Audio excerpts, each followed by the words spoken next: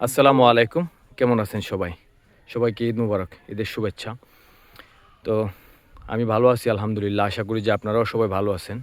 দেখেন আজকে এদিকে রাস্তা দিয়ে যাচ্ছিলাম। রাস্তা দিয়ে যাওয়ার পরে খুবই উপকারী একটা ফল যেটাকে আমরা কেওয়া ফল নামে জানি। এর বিস্তারিত ব্যবহার বা এটা এর কি ঔষধি গুণাগুণ আছে এই ব্যাপারে বিস্তারিত কথা বলবো আমরা পরে একসময় একটা ভিডিওতে আপনাদেরকে বুঝিয়েও বলবো। আমরা আপনাদেরকে এই ফলটা দেখাই বর্তমানে। এর কিন্তু অনেক ঔষধি গুণাগুণ রয়েছে এবং এটি অনেক সুস্বাদু একটা ফল। এটার বিশেষ একটা অংশ খেতে হয় আরকি। সব জায়গায় খাওয়া যায় না। যদিও দেখতে ফলটা আনারসের সাইজ আর এর দেহের গঠন প্রকৃতি হচ্ছে অনেকটা কাঁঠালের মতো। তো এটা ওই ভিতরে যে জেলটা থাকে, এই জেলটা বিভিন্ন রোগের ঔষধে ব্যবহার করা হয় আরকি বা এটা ওই এর যে ছাল বাকল আছে এগুলো বিভিন্ন রোগের ঔষধে ব্যবহার করা যায়।